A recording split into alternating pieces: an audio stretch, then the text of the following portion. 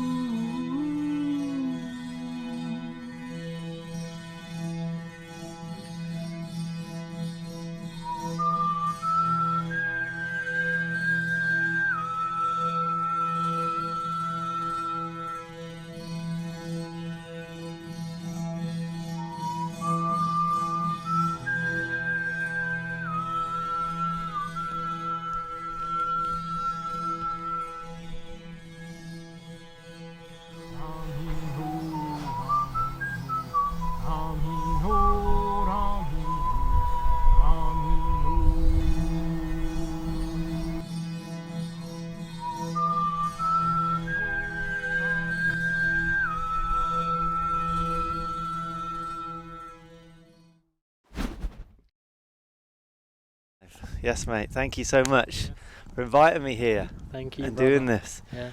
Oh, Round 2. we are round 2. Yeah, you were early on in the podcasting. Yeah. A lot of people don't make it past 10 episodes, so I'm pretty. Everything now is a bonus. Yeah. I think we're on, I don't know, episode whatever. But yeah, a couple of years on. I think it's three years ago then. Yeah. I was probably. Well, the last time I was with you was India, right? Yeah. We've seen each other since then. Yeah, Rishikesh. Yeah, man. That was the time. Yeah, for sure. Before, the world ran a bit mad. I've always been mad, but I guess we saw the madness. Yeah. A bit more. Yeah. But yeah, firstly, thank you so much for inviting me here and just being open to doing this in person. Yeah. It's powerful when I get to be in your space and that's welcome. So it's good to feel that. Yeah. Yeah, man. Yeah, I appreciate you being here. And we've had some food, some happy, ready to go. So what just happened? You blew some tobacco out our nose. Yeah. So happy is a really beautiful medicine. Comes from the one I've got is from the Amazon. Put it in. This is called muka, and this was made by the page, or what they call a shaman. Her husband, Adir, good guy. And I learned so much about hape because I've been using hape for a while prior to going to the forest and spending time with the Yawanawa tribe.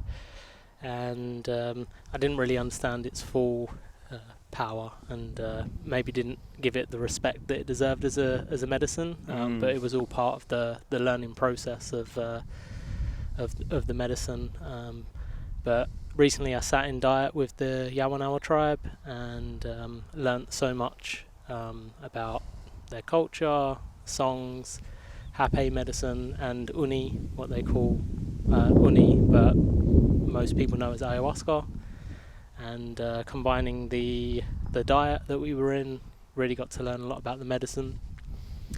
This medicine specifically is made from mapacho tobacco, and they grind up the mapacho tobacco, dry it in the sun first, grind it up, and they mix it with sunu, which is the tree, the ash of a tree, and it's really strong for prayer. So when we were in the forest, we would wake up, and in the morning at 6 a.m. with the sunrise, we would take some hape. We had a prayer that they taught us, and we'd sit and we'd do the prayer with the hape, and then in the evening we'd do the same. And it's a very strong medicine for coming back to equilibrium That's what I found is one of the side effects, you could call of it. Direct effects. Yeah, I think it's a marketing term, side effects. yeah. Making it sound like a dodgy prescription drug, aren't I? The side effects is it makes you feel great. Yeah. But one of the benefits of using it, but also it's just great for prayer. So we take it and we direct our prayers to the medicine. Mm-hmm. So what I'm noticing after having that experience, it feels like all the questions have just dissolved, and I'm able to just sit with you now and just feel into whatever comes up, even more so. That's always a bit of a mission in terms of holding space for the conversation and just being more present with you and other people. And it's like that allows that part of the being, us, the mind, we call it, that kind of like subsides slightly. Yeah. And it allows you to just be a bit more, like you said, equilibrium. It's a bit more centered. Mm-hmm. I've found that it's really good. One of the benefits is it kind of drops that barrier. It's very good for resolving issues and having conversations and things like that, I've found. So yeah, it's really beautiful for that. I just have to give a disclosure, I guess. I spent a lot of time in the forest with the Yawanawa tribe, learning about this medicine, and but I'm very much an apprentice starter. I'm really getting to know what this medicine is and different medicines. So I haven't had permission from the tribe to serve. That's something that I think takes many years and many diets to go through. But we still serve the medicine because we've seen the beautiful impact it's had on people's lives who come into the ceremonies, and it's very helpful in the ceremonies for helping people to drop into equilibrium. And sometimes when we have other ceremonies with different medicines and the force of the medicine's a little bit too strong, helps to drop it down. And towards the end of the ceremonies, it's also very good for opening up a space for people to be able to have a prayer if they feel called to do so. Mm-hmm. Yeah, absolutely. You mentioned about diets, the dieting with certain things, but for people that aren't really aware of what that actually means, because there's so much connotation that dieting is. So moving away from that, and I lost 5 pounds. No, it was not one of them diets. Plant diet. No, that's not quite what we're saying. I mean, I did lose a lot of weight, but that wasn't the point. So what does that actually really involve then? Dieting with a medicine. So there's different types of diet. Because I spent some time in the jungle in Peru prior to this, and the Shipibo, they have different ways of dieting. They usually pick one specific plant and they open it up with the ayahuasca, and then you'll diet whatever plant it might be for that duration of time. Sometimes they do tobacco, all kinds of different plants depending on what it is you're trying to achieve. With the Yawanawa, it was a little bit different. They open it up with what you call a saya, which is a prayer, and they give you something called kaisuma, and kaisuma is made from cassava, and they mash up the cassava, they boil it up, and the women chew it. They chew the cassava, and then they spit it out and they leave it, and it ferments, and I don't know exactly how it works, but for me, my gut felt very, very strong after doing this. So I got it was almost like a probiotic kind of thing from it. But my gut felt very strong after going through that diet. And kaisuma was all that we would drink throughout the whole. It was a 30-day diet. So no water, no sweet, no sexual contact or sexual intercourse. And it's very much an inward journey, so you kind of spend time. As I mentioned, we have the prayers in the morning with the hape and prayers in the evening with the hape, and we had uni, so ayahuasca, and we could have that whenever we wanted to. Not in the night time though, because they like to hold the ceremonies in the night time, but in the daytime we could have it. We could go back to our rooms and kind of practice the songs. This was part of the diet as well. They have the saites. The saites are the sacred songs, and so when you take the medicine and you sing these songs, it's like you start singing like an angel. It's like, my God, I didn't know I could sing that well. Yeah. But there's something that kind of really opens up. One of the things that happened in the diet for me was my voice got a lot deeper and a lot, stronger. So the diets with the Yawanawa, it was for this one specifically, they have lots of different diets. It was with the songs, with the hape, and with the kaisuma, and it was very much a process of self-discovery. I had an intention. You sit and you have an intention, and the page, his name was Mazzini. He would sing this prayer, and this prayer was really, really long in the uni ceremony, and he sung this prayer into the kaisuma, and that went on for like 40 minutes, 50 minutes, and we drunk the kaisuma, and that's the start of the diet. So, Yeah, incredible. So I'm noticing the sun very strong. Yeah. And you mentioned doing this in the shade. Yeah. Is important. Yeah. Is that because your sensations are heightened and you perhaps feel that a bit more? So I didn't get a full brief. I asked them why we don't do hape in the sun, and they said it's because it can cause sickness. Some spiritual sickness is usually taken in the night time. I did ask. I said, "Is it okay to take hape in the daytime?" They were like, "You can, but do it in the shade. Don't like go in the sun when you take the hape." So I might have to move out the sun. Yeah, it's quite unbearable. Okay, and that's honouring the the spoken word. Yeah, I was absolutely burning up then. Yeah. Whew, okay. Right, the shade. Honour the shade. So on the drive here I was just, going through a lot of fields and noticing cows just like gathering under these like 2 trees in the middle of this like 100-acre land in it. I was just like, let's just tune into that for a second. Yeah. Because nature knows best. Yeah. Don't bask in the sun unless you're a seal and you want to digest. Yeah. Yeah, man. It's funny with the diet, doing the diet in with the Yawanawa, I found that I didn't want to be in the sun very much. It's very much like an internal thing. Don't be in the sun too much, kind of stay in the shade. That's what I found was... and I asked them about that, and they said it's normal in the diets to kind of really withdraw, from even the sunshine. Interesting, yeah. That's cool. I mean, again, that's like small amount of wisdom, but very relevant in that they learn. Yeah. And it's been passed down. Yeah. It's a very British thing to lay in the sun all day. You go to people who have the sun shining all the time, they're like, don't need to be in the sun too much. Yeah, just a little bit. It's hilarious. We'll spend like 11 months of the year fully clothed, keeping warm, and then we'll take an hour flight somewhere and then just lay in the sun. Yeah. And it's not 8 hours. Yeah. Cook ourselves. Yeah, it's hilarious. Mad. So what was the kind of intention of going out to was it the Amazon? Yeah, it was in Brazil. Yeah. And why there in particular? So I guess giving it a bit of a backstory, and this was maybe around about the time we last done our podcast.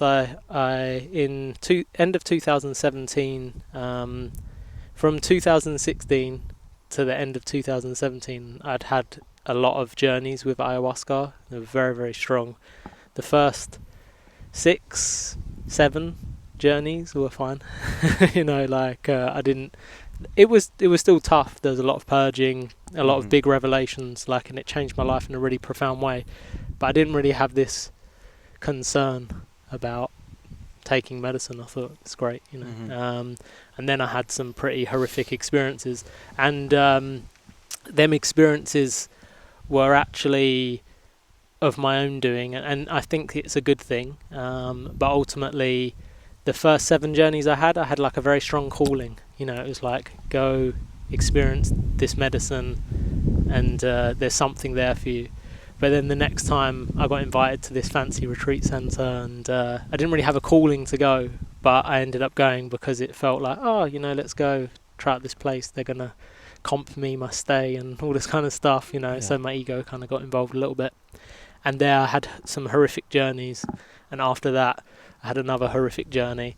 And then towards the end of that I was like, I'm not sure if this is for me, like this is too strong, and I'm quite sensitive as well, so and some of these shaman, they're just like fill it up, and it's like, I know that most people can have that much, but for me, I'm very sensitive, so I have to have a little bit less, and sometimes they're like, just have it, and so I had these journeys, and it really, actually, this is how we met, because I had a year where I was in a pretty delicate space, energetically sensitive, what I'd call dark night of the soul, almost very hard to understand why things are so difficult and why the processes are so hard, and kind of this longing for something better, knowing that the world can be a bit better than it is, and just feeling, it was a paradox because I felt quite prepared to be in that space, so I was never like on the absolute edge, but at the same time it was, if I was working in a supermarket or like doing a 9 to 5 or whatever, I don't think I would have been able to manage that, like it was it was a time where I almost had to go in and withdraw, and I felt quite destabilized. I wasn't like, I wasn't in such a state of equilibrium, and that's why I went to India to learn yoga, to really come back into the body, integrate the experiences, and after that it kind of came back into that central space. So that kind of put a bit of fear into me with these medicines, that they're beautiful, they're healing, but at the same time don't just go drinking for the fun of it, because it can whoop you in a way that's hard to come back from.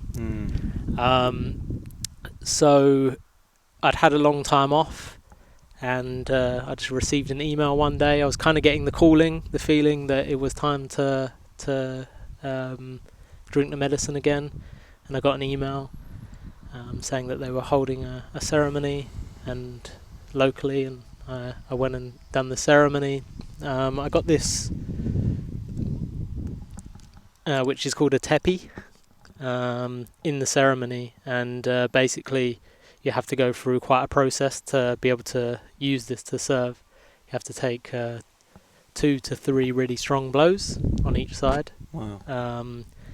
And at the end of the ceremony, they said, okay, it's your turn to come up and receive your tepi, and I was like, I don't think so. I'm too deep in the journey. I'm not quite ready to go through that. So I had this, and I couldn't use it. And so they still gave it you? Yeah, but they said use it as like an ornament. Okay. Don't use it, Yeah.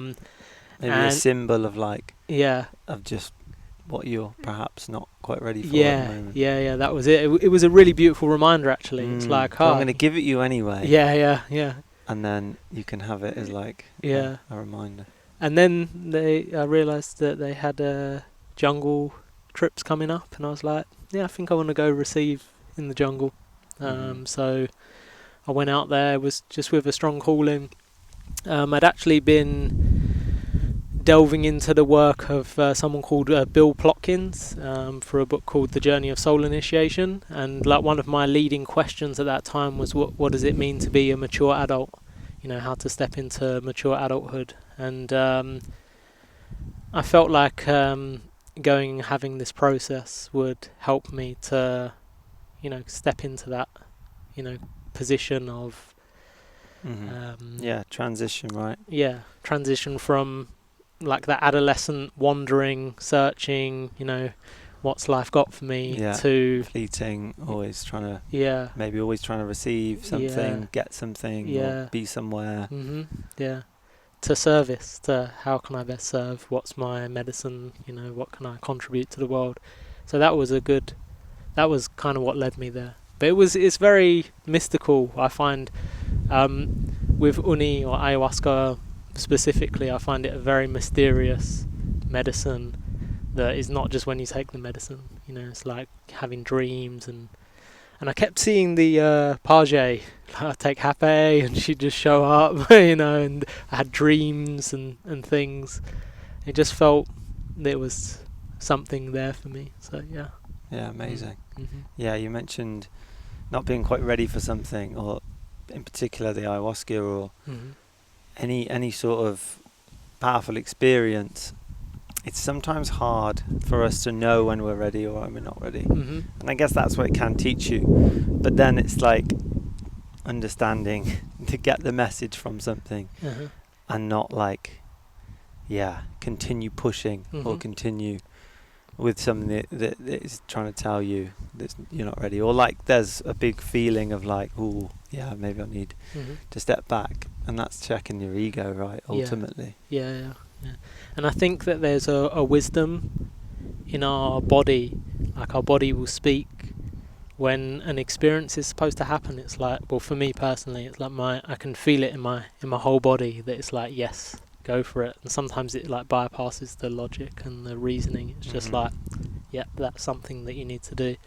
And I feel like with the mystery, when I respond to the callings like this, life is really beautiful, and it's an adventure. And sometimes you don't even know what's going to happen tomorrow. It's like something. It's just unfolding. But when you take them leaps of faith, I found it's been very beautiful and very rewarding and very fulfilling.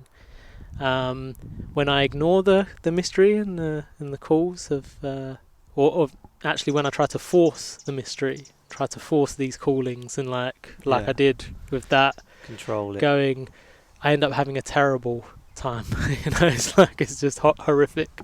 But the third, if I ignore it, like I ignore these spiritual callings and these mystical callings, I find life becomes quite bland.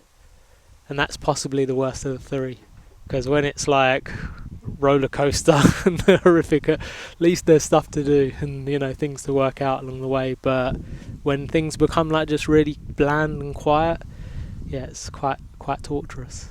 I always think life's trying to always guide you to wherever you're at in your level of the journey. Mm-hmm. Life is always trying to present you with the lessons for you in that moment. Mm-hmm. Whether it's interactions with people, there's always opportunities to just tune into, okay, what is the lesson here? Because every moment there's a lesson directly for you. Mm-hmm.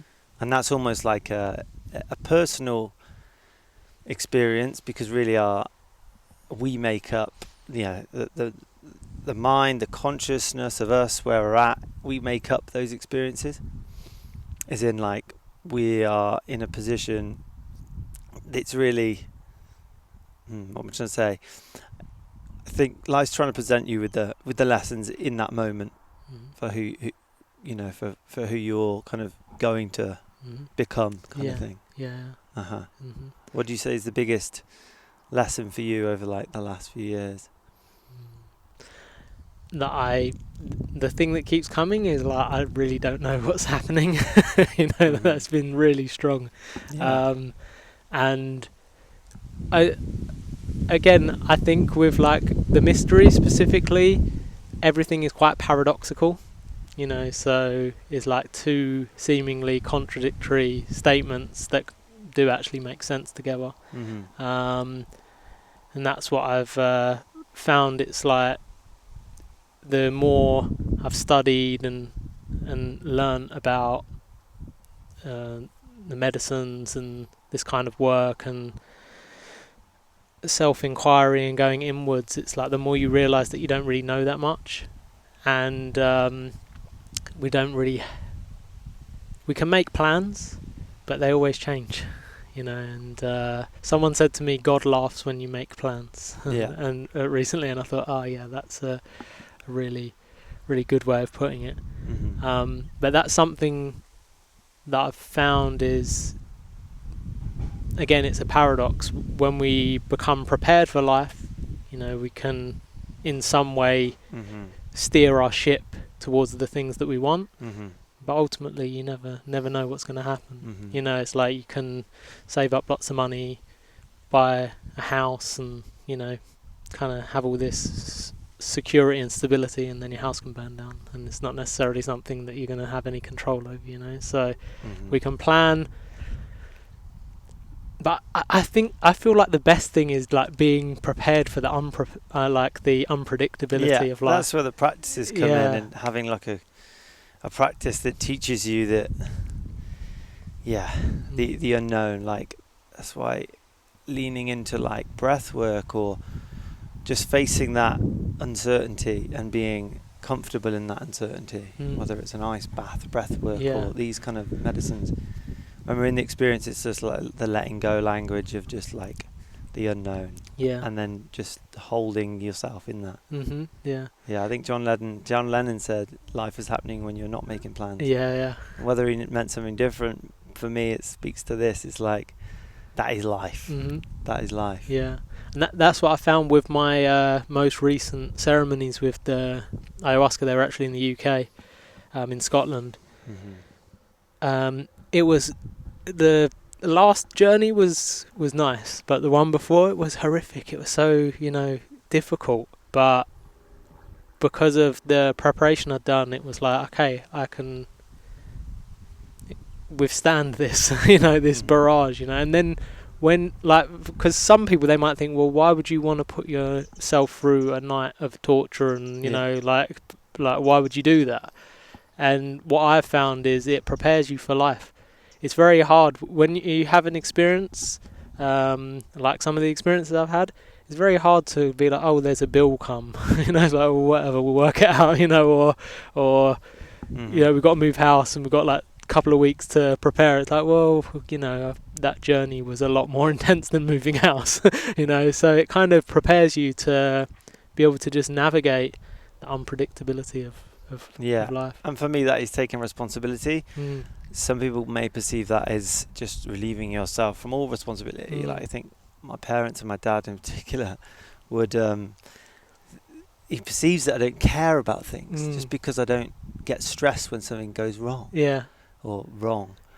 And it's like, no, it's not that. It's just that I know that I can't change that thing right now. So if someone scratches my car, you don't care about the car? Yeah, but it's done now, and I'm not going to dwell on that thing. It can definitely teach you that. For sure. And I think the last few years, you know, it's very much come into the mainstream. Like with COVID and all this stuff, that, you know, what can we control? You know, it's like everything's being locked down, and, you know, all this mad stuff. You know, it's like, what can you do about that? You know, it's not really much apart from the way you react to it. And this is going to continue to happen, like different things, different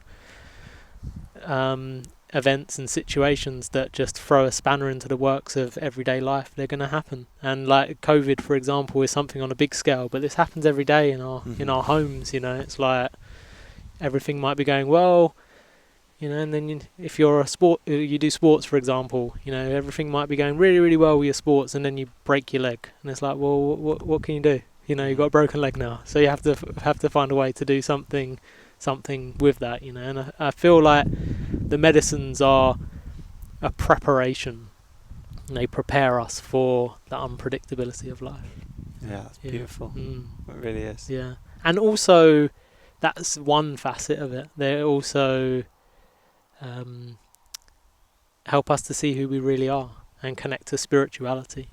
Really connect to a deep form, because spirituality is missing a lot in our culture, and then a lot of spirituality is not, you don't necessarily get the full picture, because when I first started to meditate and everything, it was like, oh, I love light, beautiful, and it's not, that's part of it, but there's also murky, dark, horrific, oh my god, you know, like what, like why do people do things this horrific in the world, you know? And that's it has a spirit to it as well, you know. So it's seeing the totality of spirituality is can be quite difficult, but you know, it's true.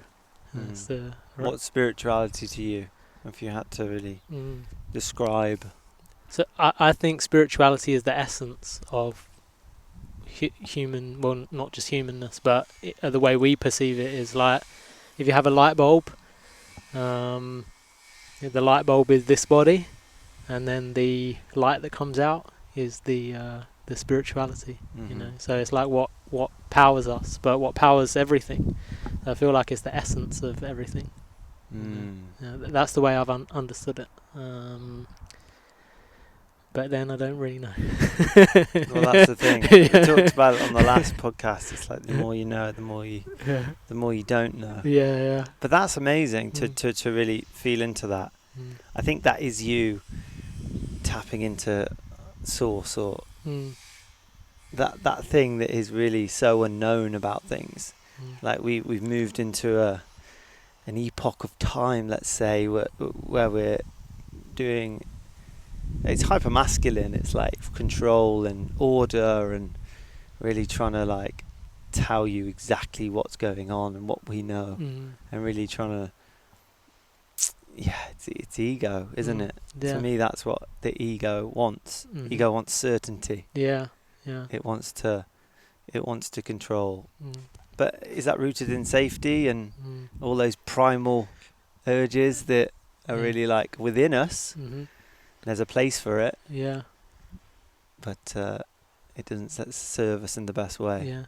I think it's an interesting thing with like the masculine energy, because it serves a purpose. It's nice to know when you go for a walk that the ground is not going to open up and suck you in. It's nice to know that, well, if I put a certain amount of effort in, you know, to things, then it's likely that this outcome's going to happen. But that's only half. And when we're talking about masculine and feminine, we're not talking about man and woman. It's more the energy of it, and the feminine principle is quite chaotic. The masculine is the light, as far as I know, and the feminine is the dark. You know, so it's like the mystery is very feminine. It's like, I don't actually know what this is, and I don't know what's going to happen, and that's part of our existence. Yeah, you know? I've not heard it said like that, the light and dark. But yeah, the feminine's something that I spend a lot of my time like understanding. The masculine and the light and dark of that energy. And the feminine is something that's like, if I really described it, and when I talk about it, I have this conditioned belief that that's like, I guess, like the flowing, the chaotic, like it's within us, and it's so important to be that as well. Sometimes I catch myself like being negative about that side of it, and that's because this masculine energy is also there.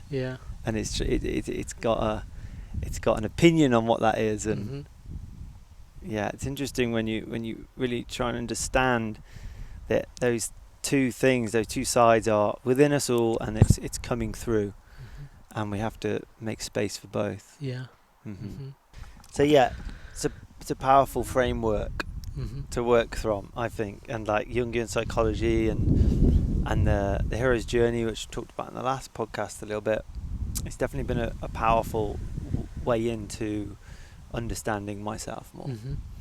And I think it's doing a lot for men, like a lot of men's groups that are one that I'm in particular, but it provides like a really interesting and a kind of a perspective shifter of like, and it's the timing of that as well, where we're at in terms of culturally, for men that are sometimes and often that I notice struggling with their own identity and suffering greatly in the patriarchy as well. Like, and I think the male's role in our culture has changed so quickly. I think there's a lot of men, myself in particular, that are like looking for their place within the world, right? And their role within it.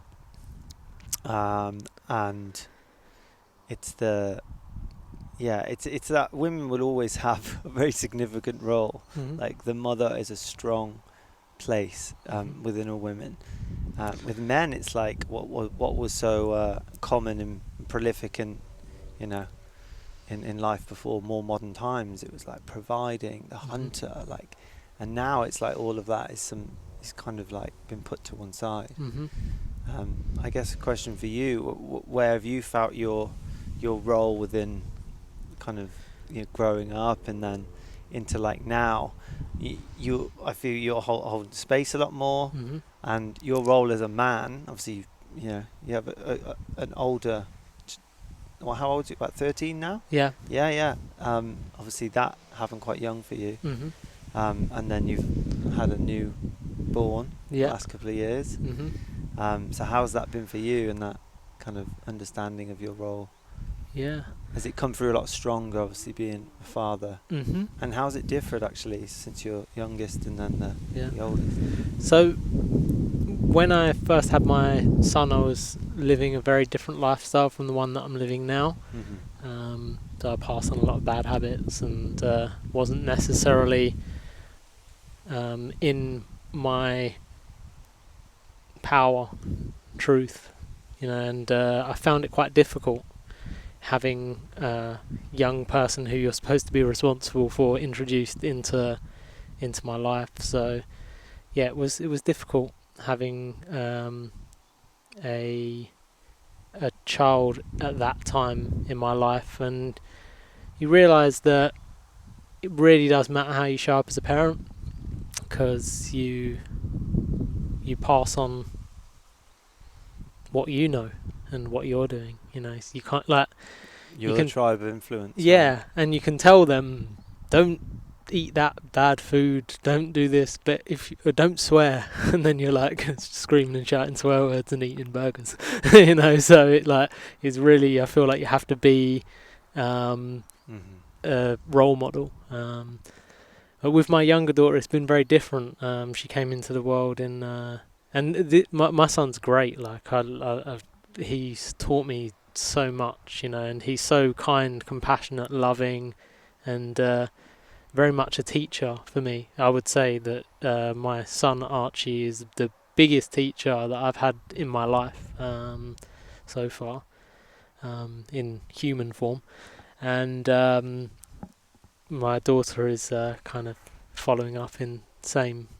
So we had our daughter. Me and my wife birthed her. Well, I didn't birth her, but I held her hand and rubbed her back. You're part of the birth. Yeah, but it was just the two of us. You know, there was no doctors or, you know, what we call free birth.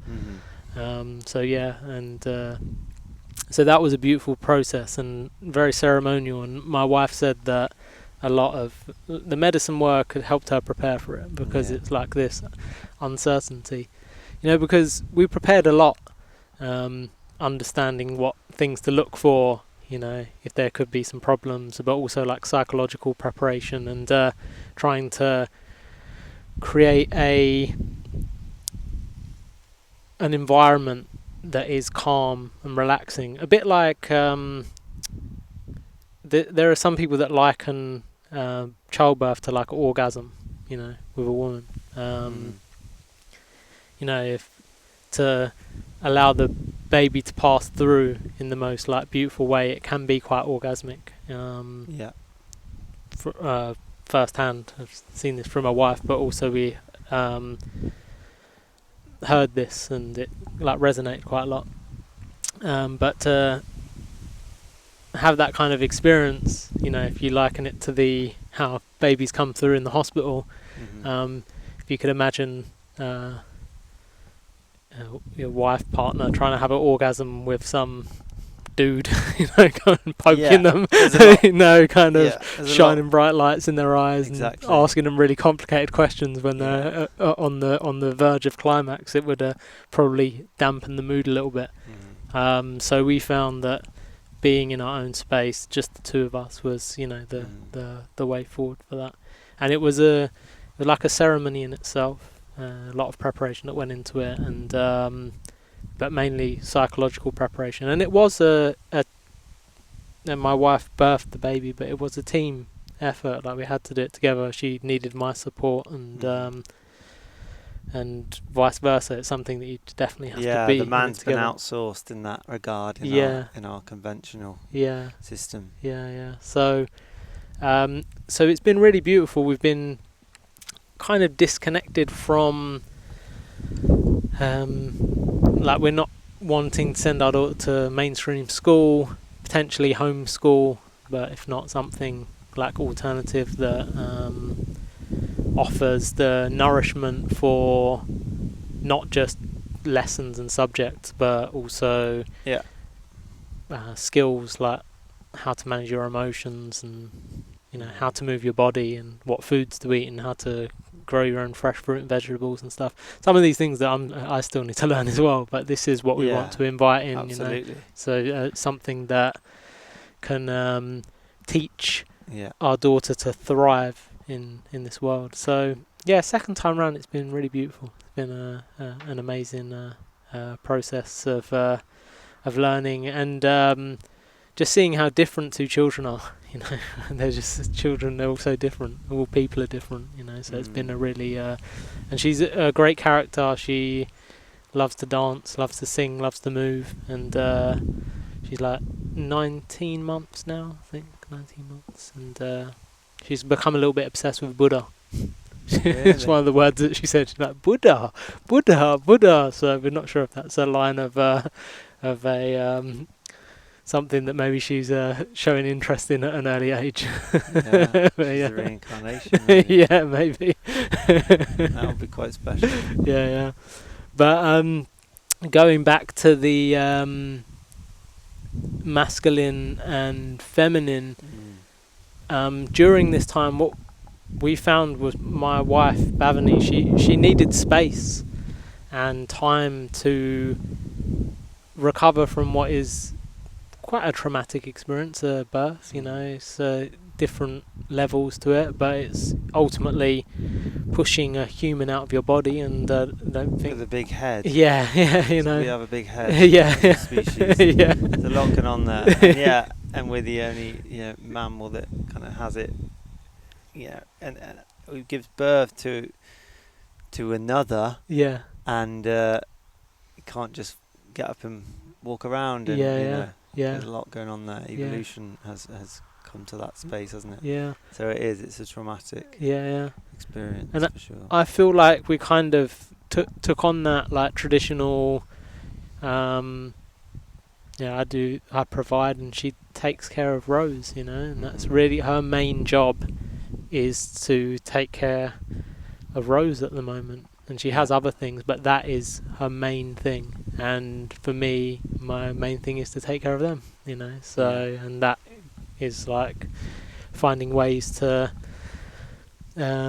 create abundance financially and things like that. So we've kind of taken that role, and it works really well for us. But it's not to say that that's for everyone. But that's have you struggled with any part of that in terms of like the conditioning of perhaps the kind of equal aspect? I feel this for myself. Because what comes up for me in that is I perhaps have a bit of conditioning around like equality and everyone being with someone who, and I guess it just addresses your needs as a person, but that kind of, maybe it's even a power struggle in me that I notice. That's like wanting it to be equal and matched, and sometimes that's not that can't really be seen. It's like two different people having different experiences. Well, I think taking care of a child and bringing a child up in the right way is such an important job, but also it's not a paid job. So my work might be like holding ceremonies and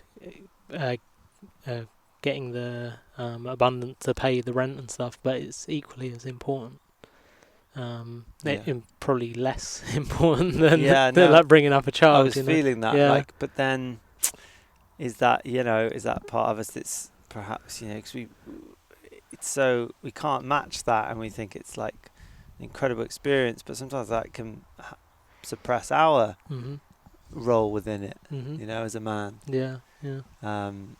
Which can happen. Yeah. I mean, personally, I found that it's kind of worked really well for us, and she helps, you know, with the ceremonies as well. Yeah. You know, and I help with parenting. It's not like I do everything on this side and she does everything on that side. We're very integrated as a family. We bring Rose into ceremonies and stuff, and which is really beautiful. But it's just that predominant role. Yeah. You know.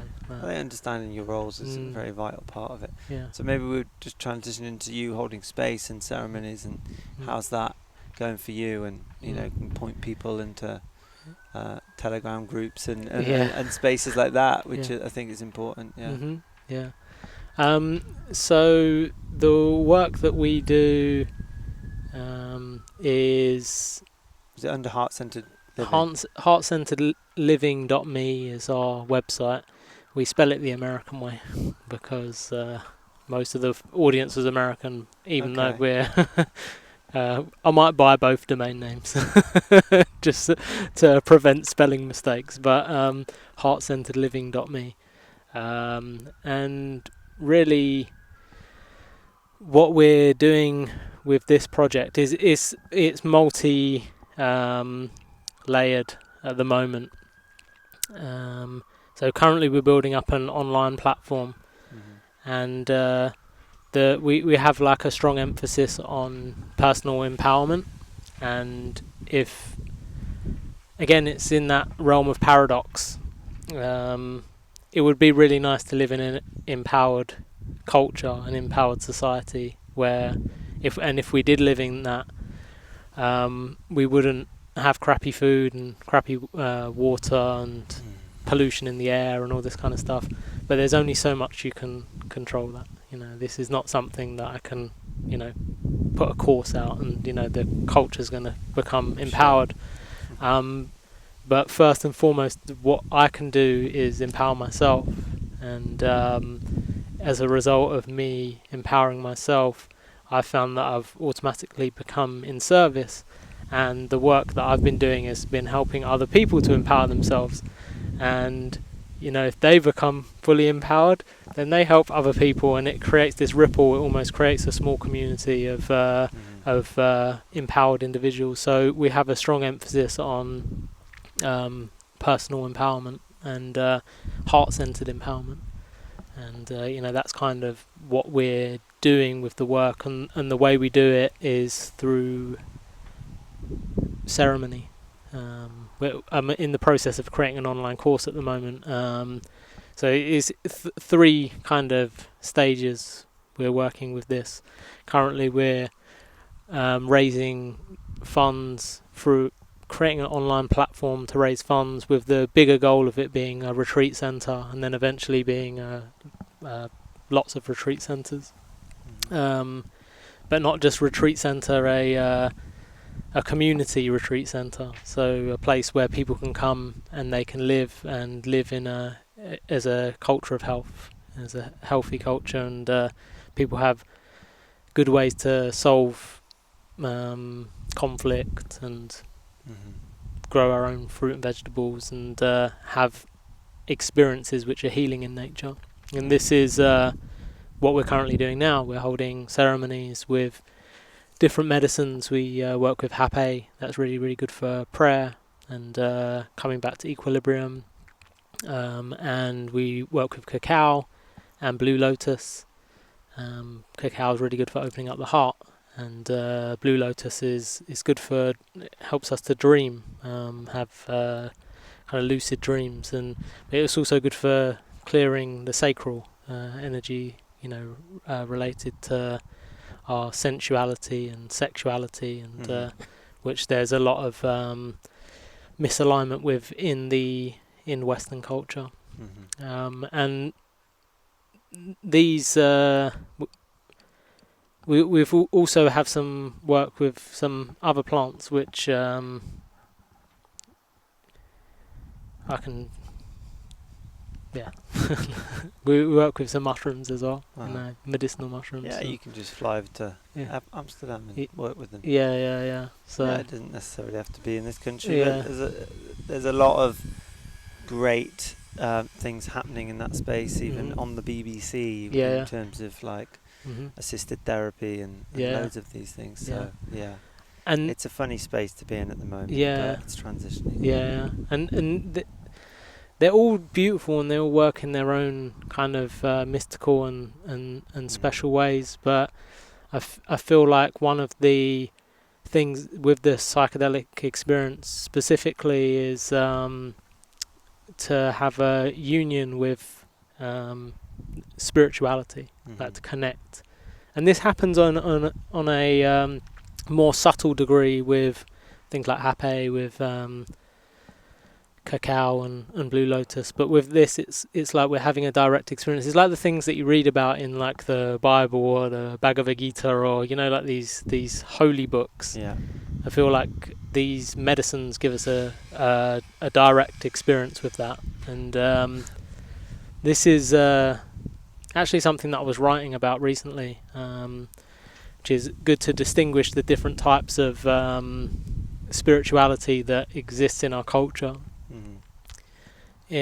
We have like faith-based spirituality, which is what like Christianity is, and Islam, which is basically like you believe in a force, you believe in it, and you believe that it will guide you, and you do right by that force, and then you're promised that you will go to heaven, or whatever it might be. Then you have something like Buddhism, which is based on discipline. You through your effort alone, you can find that liberation. It might take some time, might take a lifetime, but through that, using your force, you can get there. And shamanism, which is kind of like the work. Like, I don't consider myself a shaman because you have to really pass through specific processes to do that. But I would say the work that we do is shamanic. And that is a direct experience, and usually using tools to have a direct experience. And things like breath work could also be considered that kind of work. But it's going in, for the faith-based, you might be faithful for many years and not have any experiences. For the effort, can take a very long time.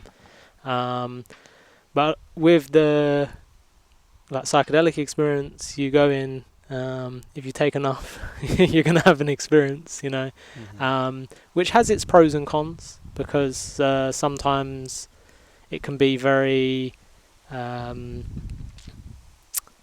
destabilizing. If you're not ready, like, it's good to have discipline and it's good to have faith to go into a direct experience. But